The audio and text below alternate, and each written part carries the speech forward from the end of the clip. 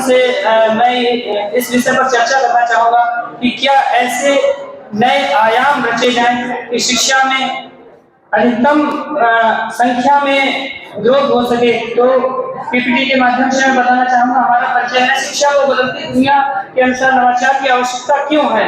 तो इसी आधार पर नवाचार का अर्थ आपने अभी तक सुना और समझा, उसी आधार पर बताएंगे कि नई पद्धतियों नई तकनीकियों का विकास जिससे बच्चों में जिज्ञासा और रचनात्मकता का विकास हो।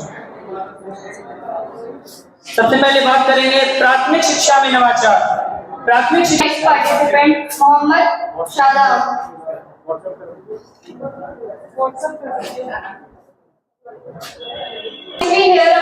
पार्टिसिपेंट सौरभ शुक्ला।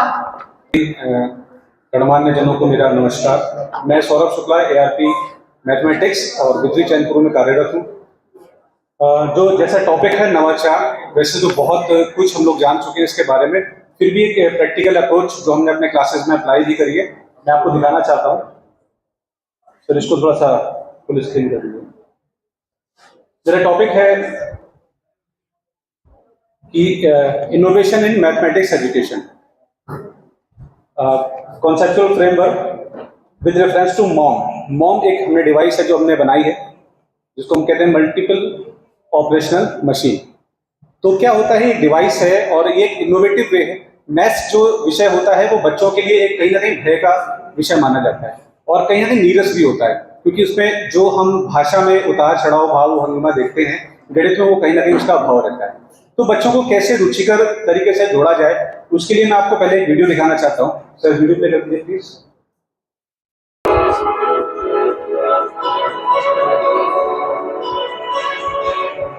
ये उस डिवाइस की मेकिंग आप देख सकते हैं। उसके बाद हमने इसको एप्लीकेशंस कैसे हमने करना।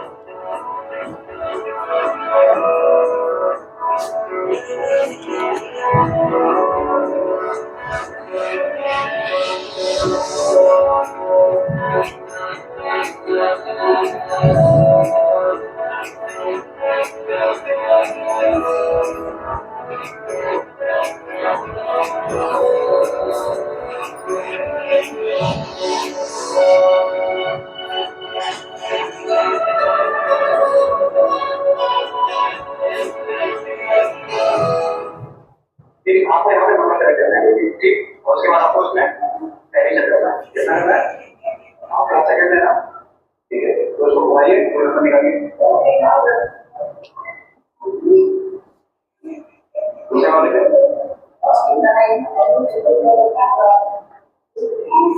तो छोड़ो, अपने आप ले लो। इस वाले में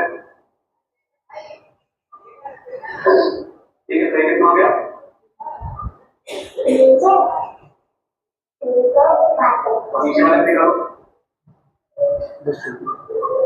तो जैसा आप देख पा रहे हैं यहाँ पर, इस मशीन के थ्रू बच्चे जो होते हैं, जैसे हम लोग बोर्ड पर सवाल देते हैं या कॉपी पर सवाल देते हैं, वो सवाल बार बार रिपीट, इसमें क्या करता है, बच्चा अपने आप सवाल बनाता है। करते हैं कि वो लर्निंग वाइल डूइंग यानी एक्टिविटी बेस्ड लर्निंग की बात की जाए। क्लास में कुछ ऐसी एक्टिविटीज कराई जाए जिसके द्वारा बच्चे करके सीखें, जिससे उन्हें उस चीज का अनुभव होगा कि हमने ऐसा किया था। इसके लिए हम गेम मेथड्स के द्वारा करा सकते हैं। दूसरा PI जो प्रोग्राम इंस्ट्रक्शन है, जिसमें हम बच्चों को कोई गेम प्रोग्राम करा सकते हैं कि अगर आप इस क्वेश्चन का आंसर देंगे तो आप इस चीज को इसको रिवॉर्ड दिया जाएगा, आपका जो है दूसरे क्वेश्चन पर पहुंचेंगे। उससे क्या होता है, बच्चों की इंटरेक्टिविटी बढ़ जाती है, सुनने की क्षमता, सीखने की क्षमता वो बढ़ जाती है, क्योंकि उनमें ये रहता है कि आगे क्या होगा। उन्हें एक क्यूरियोसिटी रहती है कि आगे होगा क्या। उसके लिए क्या है, हमें क्लास में ऑनलाइन क्लासेस इस तरह की देनी पड़ेगी। बच्चों को ऐसी सुविधा प्रोवाइड कराई जाए जिससे कि बच्चे इनोवेशन और रिसर्च यानी शोध के बीच में एक सामंजस्य बनाकर अपनी शिक्षा पद्धति को आगे बढ़ाएं और उसको सफल बनाने का प्रयास करें। अंत में मैं यही कहना चाहूंगी कि जो भी कुछ है हमारे पास, सबसे पहले क्या है, हमारा जो मेन उद्देश्य है, हमारे विद्यार्थी हैं, हमें अपने बच्चों को ऐसा सिखाना है कि वो जीवन में व्यावहारिक जीवन में कामयाब हो। रोड लर्निंग और या आपके जो बुकिश नॉलेज है उसको कम से कम बच्चों को ध्यान दिया जाए। उसके बजाय जो प्रैक्टिकल बेस्ड लर्निंग है, learning by doing, learning by experience, उस पर फोकस किया जाए। Thanks to all. Learning tools का प्रयोग कर सकते हैं। सीखने की विधियों में हम व्यक्तिगत शिक्षण, गेमिफिकेशन और इंटरैक्टिव एप्स का प्रयोग कर सकते हैं। मूल्यांकन, जिसमें हम ऑनलाइन टेस्ट दे सकते हैं। पहले हम ऑनलाइन टेस्ट का हमारे पास कुछ भी नहीं था। जब से कोविड आया, हम लोगों ने मोबाइल का ज्यादा यूज करना शुरू कर दिया, तो हम बच्चों से ऑनलाइन टेस्ट करते हैं। बेचारे दूर बच्चे गाँव देहातों में हैं जो टेस्ट को नहीं दे पाते, घर बैठे शिक्षा प्राप्त कर रहे हैं, उनको नहीं पता होता हम अपना मूल्यांकन कैसे करें, तो वो ऑनलाइन टेस्ट के द्वारा अपना मूल्यांकन कर सकते हैं। उसके बाद है हमारा शोध का महत्व। शोध मतलब नए ज्ञान और विचारों की खोज में मदद करना, शिक्षा में गुणवत्ता और गहराई लाना, शिक्षा में गुणवत्ता और गहराई लाना, समाज की समस्याओं के समाधान प्रस्तुत करना। नवाचार और शोध का संयुक्त प्रभाव हम अपने देखते हैं, शिक्षा में देखते हैं। दोनों मिलकर शिक्षा को और अधिक आधुनिक और उपयोगी बना सकते हैं। शिक्षा, नवाचार और शोध के द्वारा हम अपनी शिक्षा को आधुनिक बना सकते हैं, छात्रों को वैश्विक स्तर पर प्रतिस्पर्धी बनाते हैं, ज्ञान आधारित समाज के निर्माण में सहयोग कर सकते हैं। शिक्षकों की भूमिका, अब तकनीक या नए वस्तु की खोज करना, और ये कब संभव होती है कि जब जो है हमारे पास कोई समस्या, जब कोई प्रॉब्लम होती है, तो उस प्रॉब्लम को सॉल्व करने के लिए, उस समस्या को सॉल्व करने के लिए हम नई नई तकनीक को खोजते हैं और उसको यूज करते हैं। इनोवेशन कोई आज का नया शब्द नहीं है, जैसा कि कभी हम लोग बात कर रहे हैं कि गवर्नमेंट इस पे कार्य कर रही है, लेकिन सम्माननीय अतिथिगण, शिक्षकगण, प्राचार्य, डीएलएड प्रशिक्षु एवं मेरे प्यारे भाइयों और बहनों, मैं कनिका जौहरी किशोर चंद कन्या इंटर कॉलेज से आपके समक्ष आज नई शिक्षा नीति 2020 पर अपने विचार प्रस्तुत करने जा रही हूँ।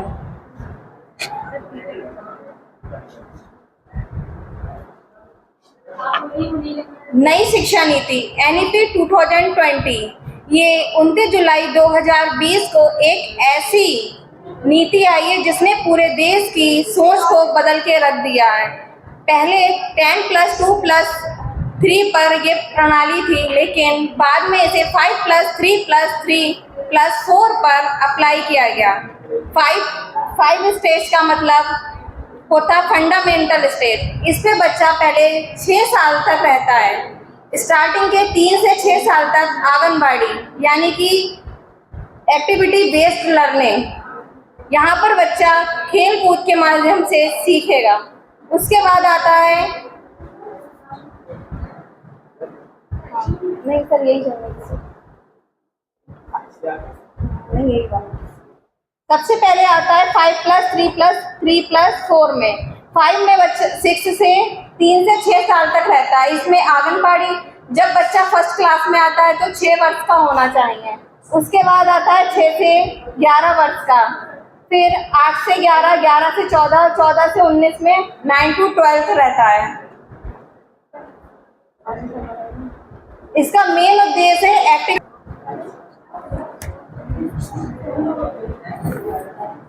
Good afternoon everyone, my name is Smriti Rastogi. I am currently pursuing MSc Microbiology from Mahatma Jyotiba Phule Rohilkhand University, Bareilly. I am here to present a topic, environmental education as a catalyst for sustainable research and learning. Basically, this topic means that learning about environment and how to protect it directly drives new research, innovation, understanding that help us to live in a way that do not harm planet for future generation. Environmental education comprises critical thinking, research and problem solving, motivating students, researchers to develop sustainable innovations. Environmental education basically raises awareness and understanding। Validity session की तरफ बढ़ते हैं। मैं मंच का कार्यभार doctor Naseem ma'am को सौंपती हूँ। मैम प्लीज आप आइए और मंच का कार्यभार संभालिए। Thank you so much for having me here. बहुत देर से काफी कुछ चल रहा है यहाँ पर, बहुत सारे डिस्कशंस हुए और बहुत ही क्रिएटिव डिस्कशंस हुए हैं और आप सबने बहुत ही शानदार अपने पॉइंट्स रखे हैं। But to put more value in that, I would love guest of honor, Shraddha Saxena ma'am, Advocate Supreme Court of India. Shraddha ma'am, please welcome. Before your speech, I would request Anamika ma'am to present a bouquet to her, to welcome her.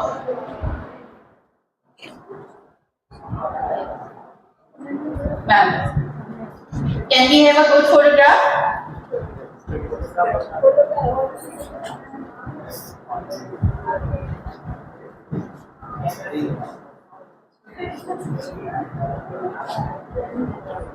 Thank you so much. Ma'am, mic is all yours, please.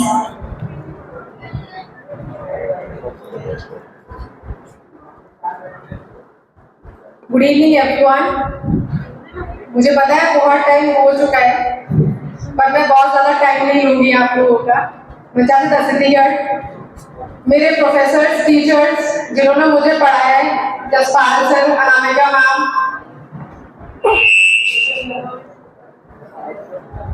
जो हमारा topic है innovation and research. मेरे को litigation में 10 साल हो चुके हैं वकालत करते हुए, और जो क्योंकि आप लोग रिसर्च पेपर लिखते होंगे, तो मेरा आप लोगों से इनपुट है जो मैं मेरे इंटर्न्स के साथ फेस करती हूँ, वो मैं आप लोगों के साथ शेयर करना चाहूँगी कि एआई का बहुत ज़्यादा यूज होता है, बट आप लोग जब एआई का यूज करें तो बहुत लिमिटेड तौर पे करें, पूरा उसको कॉपी पेस्ट की तरह इस्तेमाल ना करें। क्योंकि एआई का सबसे बड़ा ड्रॉबैक ये है कि एआई आपकी जो इंटेलिजेंस है ना उसको छीन रहा है, आपके सोचने की शक्ति को छीन रहा है, आपकी समझने की शक्ति को छीन रहा है, आपके लिखने पढ़ने की शक्ति को भी छीन रहा है। आइडियली वो आपको बेरोजगार कर रहा है। जो हम जिस आर्टिफिशियल इंटेलिजेंस को जितना ज्यादा प्रमोट कर रहे हैं, मैं बहुत ज्यादा फेवर में नहीं हूँ आर्टिफिशियल इंटेलिजेंस के। थैंकफुली लीगल में अब तक एंटर नहीं कर पाया है। मैं पेशे से वकील हूँ और मैं सबको देख सकती हूँ, तो आप सबको ना चाह के भी मुझे सुनना पड़ेगा। तो मैं बस बहुत छोटी सी बात बताऊंगी कि आर्टिफिशियल इंटेलिजेंस है उसको आप एक लिमिटेड तौर पे इस्तेमाल करो, रिसर्च के तौर पे इस्तेमाल करो, उससे आप सिर्फ फीडबैक लो, आपको किस डायरेक्शन में रिसर्च करना है। बट कई बार लोग क्या करते हैं, अपना आर्टिकल डाला एआई पे, चैट जीपीटी बहुत फेमस है, और चैट जीपीटी ने आपको पूरा आपका रिसर्च पेपर बना के दे दिया और वो आपने सबमिट कर दिया। कोई भी अगर थोड़ा सा भी कॉमन सेंस किसी को होगा वो पहचान लेगा ये चैट जीपीटी का डॉक्यूमेंट है। तो अगर आप लोग चाहते हो कि आने वाले समय में आप लोगों की नौकरियां चलती रहे, आप लोगों को रोजगार मिलता रहे और आप लोगों को भी रोजगार दें, तो आप रोजगार लोगों को तभी दे पाएंगे जब आप बहुत ज्यादा एम्पावर्ड होंगे। एम्पावर्ड आपकी इमोशनल एजुकेशनल इंटेलिजेंस होनी चाहिए, वो आपके हार्ड वर्क से आएगी, चैट जीपीटी से नहीं आएगी। So it's my humble request to each one of you कि आप चैट जीपीटी का प्रयोग कम से कम करें, and there is no shortcut to success. मेरी जर्नी आप सबके साथ ही शुरू हुई थी। बरेली कॉलेज से मैंने अपना बीएससी किया, वहीं से मैंने अपना एलएलबी किया, but I had the privilege to represent India in international platforms. मैंने इंडिया को यूएन में भी रिप्रेजेंट किया हुआ है। तो ये सारा का सारा कुछ क्योंकि हमारे टाइम पे एआई था नहीं, हमारे साथ बहुत एडवांटेज था, बट अभी एआई इतना बूम कर रहा है कि जो आपका टॉपिक है ना इनोवेशन कैसे आएगा। आपका कोई टॉपिक है, आप लेट्स से अगर आप एनवायरमेंटल साइंस के किसी भी फील्ड के स्टूडेंट हैं, तो आपका जो इनोवेशन है, आपका जो आइडिया है, उसकी जरूरत क्यों है, उससे आप पब्लिक एट लार्ज को क्या बेनिफिट देंगे, बिजनेस को क्या बेनिफिट देंगे, ये बहुत इंपॉर्टेंट है। तो अगर आप इनोवेशन एक सही डायरेक्शन में कर रहे हैं, जो आपको एम्पावर्ड कर रहा है, नौकरियां बढ़ा रहा है और आपको भी नौकरी दे रहा है और आपको एंटरप्रेन्योरशिप में इनकलकेट कर रहा है, तब तो वो इनोवेशन कहलाएगा। अदरवाइज अगर आप किसी के आइडिया को ही कैरी फॉरवर्ड अगर आप करते हुए जा रहे हैं, तो मुझे नहीं लगता कि वो बहुत लॉन्ग टाइम सस्टेन कर पाएगा। तो इट्स माय रिक्वेस्ट कि आप सब अपने आइडियाज पे वर्कआउट करें, ज्यादा से ज्यादा सोचने की क्षमता बढ़ाएं, रिसर्च करें और पढ़ें। मैनुअली ज्यादा पढ़ें, किताबों को ज्यादा पढ़ें, कंप्यूटर पे कम पढ़ें, क्योंकि किताब की आज भी वैल्यू है। हमसे ज्यादा कंप्यूटर पे कोई काम नहीं करता, अब 24 घंटे कंप्यूटर पे ही काम करते हैं, बट हमें जब केस और रिसर्च करना होता है ना, तो हम सोचते हैं कि हमको एआई मिल जाए तो ज्यादा बेटर है, पढ़ के ज्यादा बेटर समझ में आ रहा है। It is not the learning of fact, but the learning of the mindset to think about. So we all must think in an innovative way so that we can create a new knowledge, a new idea, and we can bring a positive change in the education system. Here in the valedictory section, I would like to invite Professor Rajendra Sir, a chief guest of valedictory session.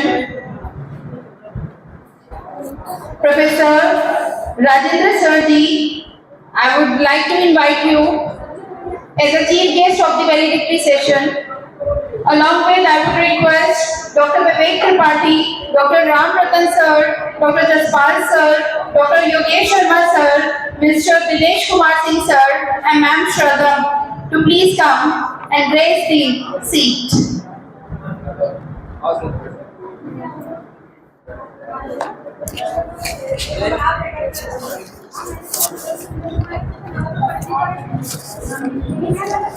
हमारा diet का सभागार शोभायमान हो रहा है, उनके लिए मैं कहना चाहती हूँ कि बाद मुद्दत के दुआओं में असर आया है, बाद मुद्दत के दुआओं में असर आया है। आप सब यहाँ आए हैं, ये अच्छा लेकर आया है। तो मैं डॉक्टर नीति वहां डाइट सभागार में पधारे आप सभी गणमान्य जनों का हार्दिक स्वागत करती हूँ, वंदन करती हूँ, अभिनंदन करती हूँ। और आज बात हो रही है शिक्षा के क्षेत्र में जो हम नवाचार कर रहे हैं, शोध कर रहे हैं, वो वाला माइक नहीं है मैम, वायरलेस। तो मेरा जो नवाचार है, मैं आशा करती हूँ आप सबको अच्छा लगेगा, क्योंकि मैंने ये नवाचार के रूप में किया। जैसे अभी प्रातःकाल हमारे आदरणीय स्पीकर महोदय बता रहे थे कि केवल ये जो सेमिनार में हम बोल रहे हैं, केवल बोलने के लिए ना बोले, यूज करके इसे लागू किया जाए। तो मेरा जो नवाचार है, फर्स्ट स्लाइड लगा लो सबसे पहले, जहाँ कॉपी लिखा मेरा फोटो लगा हुआ है। तो ये नवाचार मैंने क्यों किया, पहले मैं इसका कारण आप लोगों को बताना चाहती हूँ कि मैं संगीत की छात्रा भी हूँ और मैं शिक्षा शास्त्र की छात्रा भी हूँ। तो जब मुझे अपना शोध कार्य करना था, विषय सेलेक्ट करना था कि मैं किस शोध में नवाचार करूं, किस विषय को लेकर नवाचार करूं, तो मेरी जो गाइड है प्रोफेसर संजय रानी शास्त्री मैम, उन्होंने कहा कि दीदी तुम शिक्षा शास्त्र की स्टूडेंट भी हो, मैंने एमएड कर रखा है, मैं म्यूजिक की स्टूडेंट भी हूँ, मैंने म्यूजिक में भी एमए कर रखा है, दोनों ही विषय में मेरा नेट है ज्यादा है। और पीएचडी कहीं मैं आपको अपना सामने लेके आई हूँ कि मैंने क्या पीएचडी उसमें कहीं क्या शोध किया। तो मैं बोली दोनों विषयों को मिला के कुछ नवाचार करो जो टीचिंग में यूजफुल भी रहे। दिनेश सर को थैंक यू बोलूंगी कि उन्होंने मुझे ये अवसर प्रदान किया।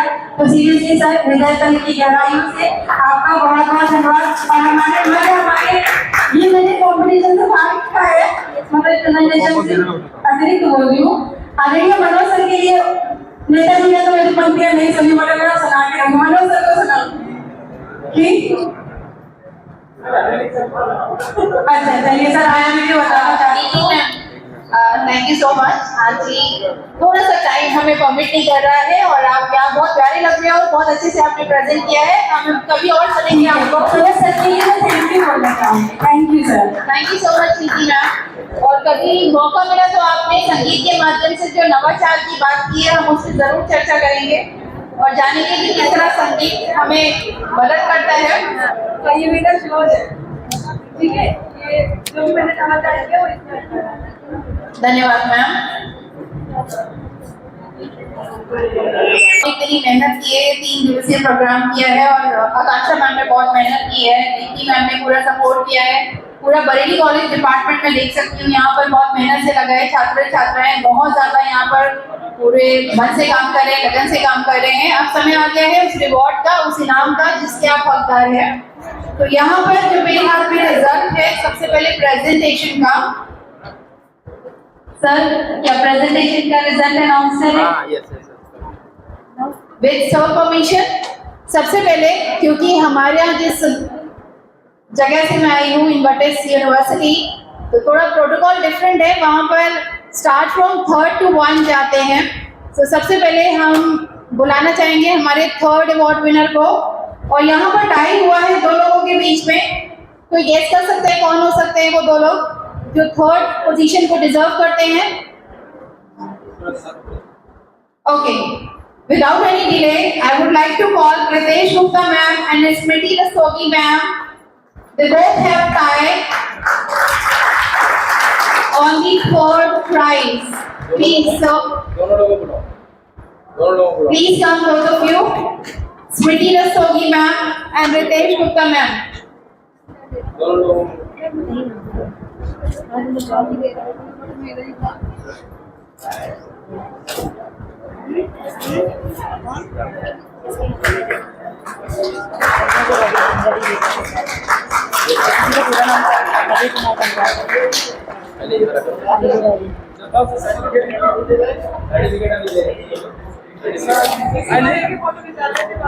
सर्टिफिकेट बना होगा, बनाया नहीं फर्स्ट सेकंड थर्ड का।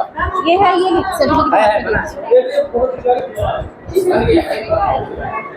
Congratulations, Smriti Rastogi and Ritesh Gupta ma'am.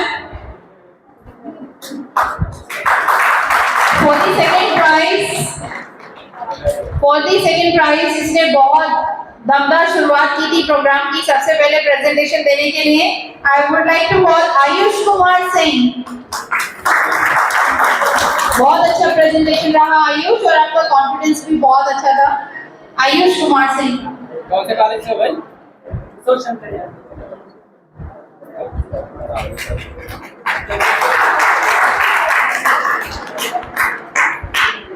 और फाइनली मैं बुलाना चाहूंगी हमारे प्रेजेंटेशन के फर्स्ट विनर को, जिन्होंने सच में इनोवेशन किया है और सच में बहुत अच्छा काम किया है in the field of mathematics. I would like to call Saurabh Shukla जी।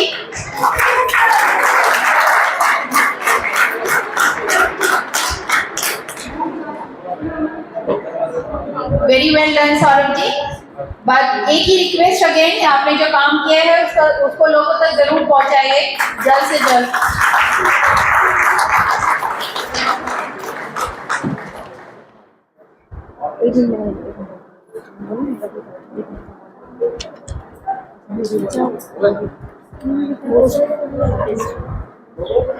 हमारी नेक्स्ट कैटेगरी है पोस्टर प्रेजेंटेशन, और पोस्टर प्रेजेंटेशन में थर्ड प्राइज पे हमारे पास 3 टाई अप हुए हैं। अभिषेक गौतम जी, नितिन प्रदीप एंड दिनेश जी। क्या ये प्रेजेंट है?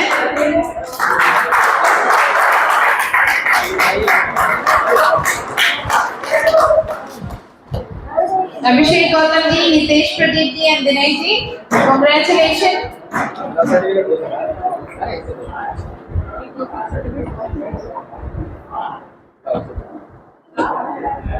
दिल थाम के बैठिए क्योंकि सेकंड प्राइज विनर अभी आ रहे हैं, और फर्स्ट तो धुआंधार तालियों के साथ स्वागत करेंगे उनका।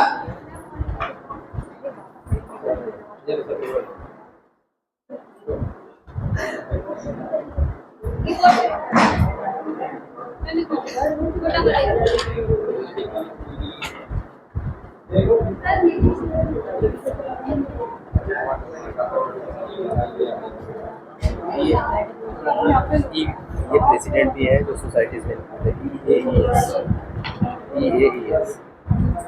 प्रेसिडेंट को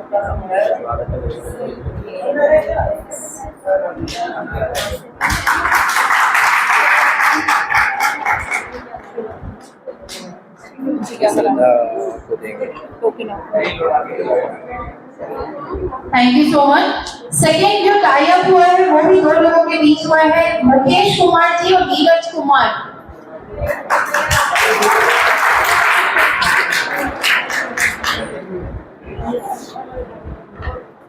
अति शीघ्र आइए।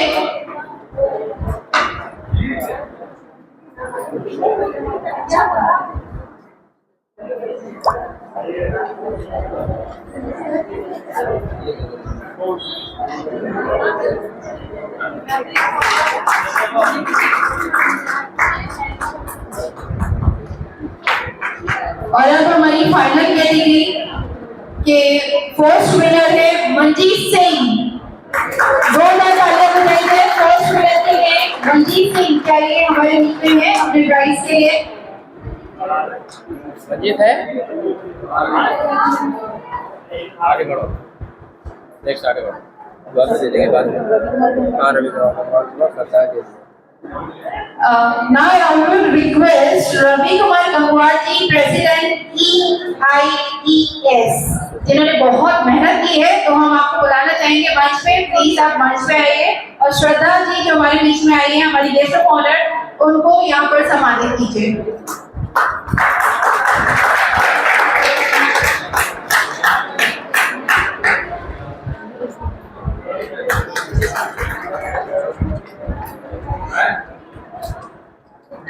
अब मैं आग्रह करूंगी हमारे डाइट के सभी शिक्षकाओं को कि वो मंच पे आए। मेरी हिंदी थोड़ी खराब है। मंच पे एक साथ आइए, एक फोटोग्राफ के लिए, ग्रुप फोटोग्राफ के लिए। डाइट के सभी सदस्य प्लीज मंच पर आइए।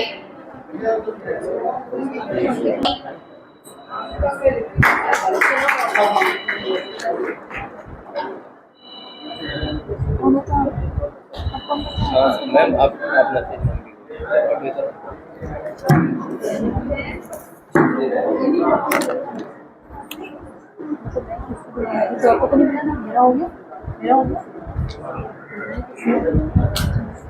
अब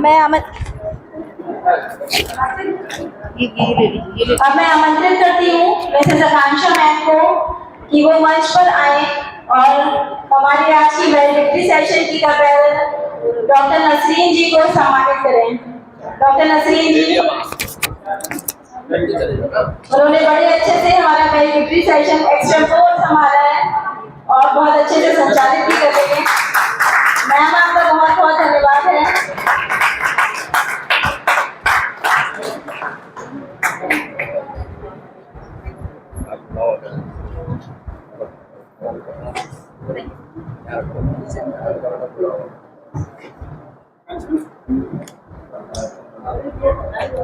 मैं रिक्वेस्ट करना चाहूंगी आकांक्षा मैम को कि वो आगे आए और डॉक्टर अनामिका मैम को सम्मानित करें, जो कि चोरी चोरी यहाँ पे बहुत देर से काम कर रही है।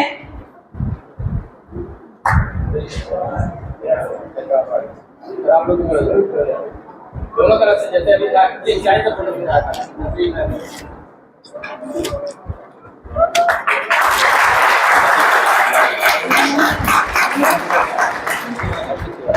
हर्षित तिवारी जी है यहाँ पर। हर्षित तिवारी जी, हर्षित जी, करण जी है यहाँ पर हर्षित तिवारी जी के साथ। आइए आइए मंच पे आइए। मैं बहुत देर से आप लोगों को वहां पर देख रही थी मेरे लंच वाले वेन्यू पे। थोड़ी ज्यादा दे दो।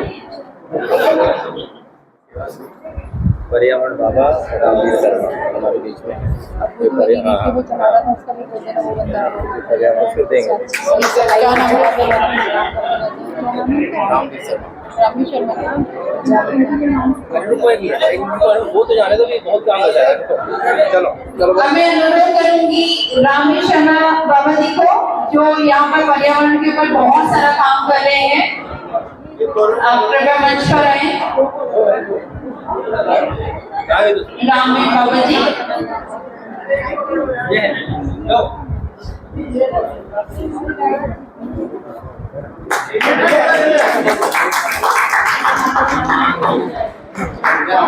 मंच पर आइए।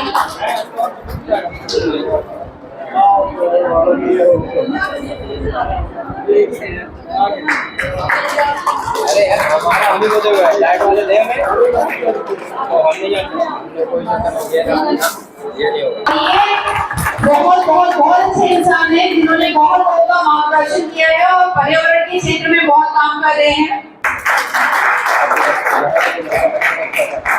कंप्यूटर वाला भाई, तुम्हारा नाम क्या है? नाम क्या तुम्हारा? जयंत। तालियां बजा दीजिए क्योंकि जयंत बहुत देर से बैठा हुआ था। मैं देख रही थी वो पीपीटी काफी अच्छे से मैनेज करने की कोशिश कर रहे थे। लक्ष्मी आंटी IAPs तीन सब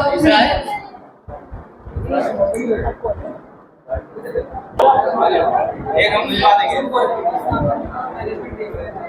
चलो आपको इधर बेटा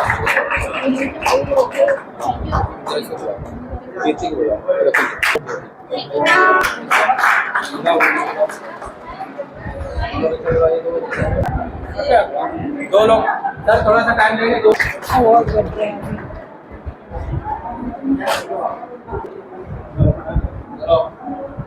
आ जाओ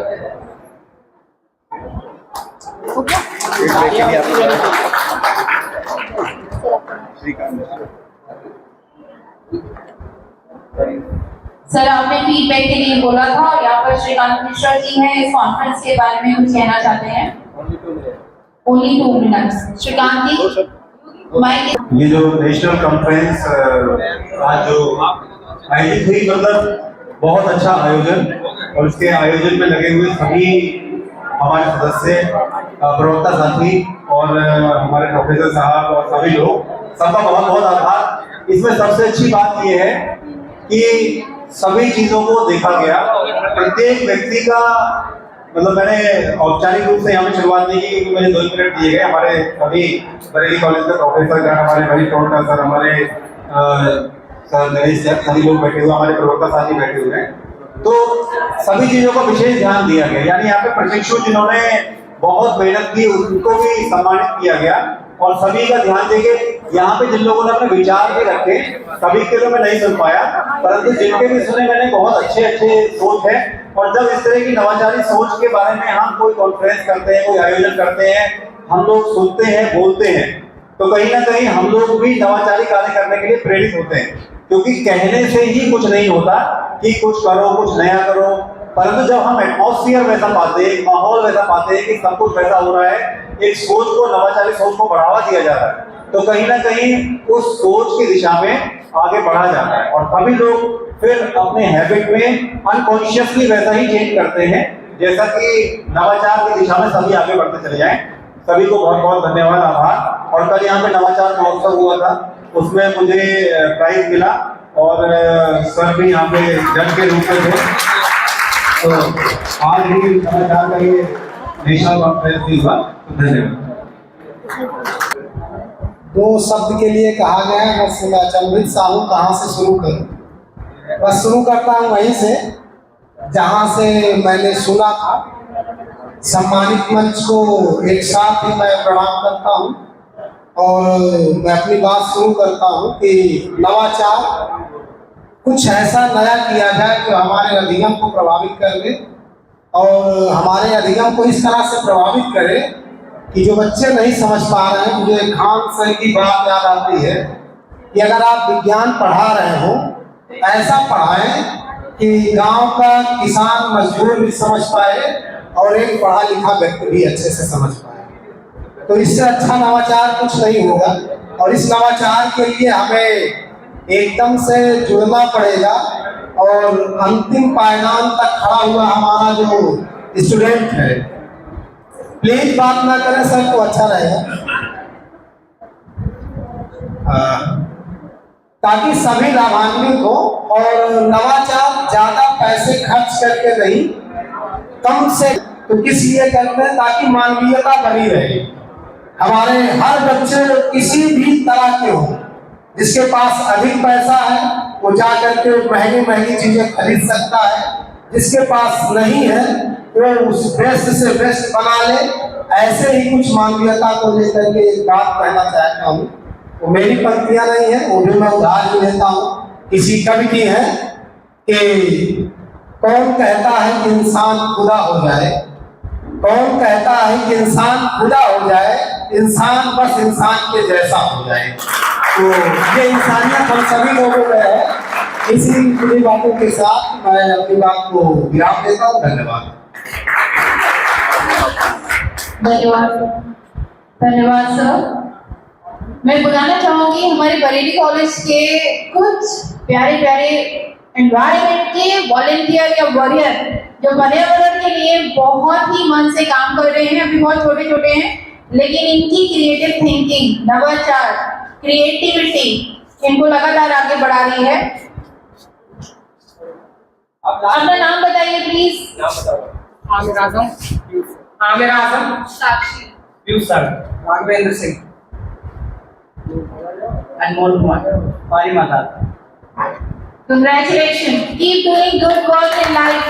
Proud of you, all of you. नीचे चले जाओ। हाँ गुड।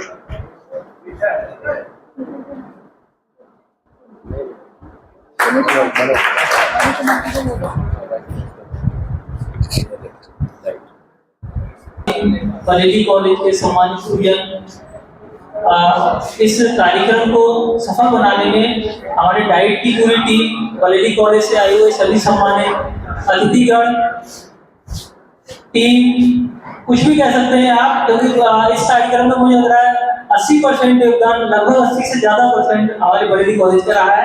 तो पूरी बरेली कॉलेज टीम के लिए बहुत बहुत आभार। और मैं ये कहना चाहूँगा कि बरेली कॉलेज से हमारे संस्थान का MOU भी है और उसी का परिणाम है कि कॉन्फ्रेंस जो है सफलता की ओर जा रही है। और इस डाइट में पहली बार इतने बड़े स्तर पर इस तरह का सेमिनार का आयोजन हुआ, इसके लिए आप सभी डाइट इसका आभारी रहेगा। और बरेली कॉलेज की पूरी टीम के लिए, पूरी फैकल्टी के लिए मैं हृदय से आभार व्यक्त करता हूं और आशा करता हूं कि अगली बार जब हम लोग मिले तो नई ऊर्जा, नई आशा के साथ इससे बेहतर और करने का प्रयास करें। तो एक बार पुनः आप सबका आभार, धन्यवाद, जय हिंद। अब एक ग्रुप होगा।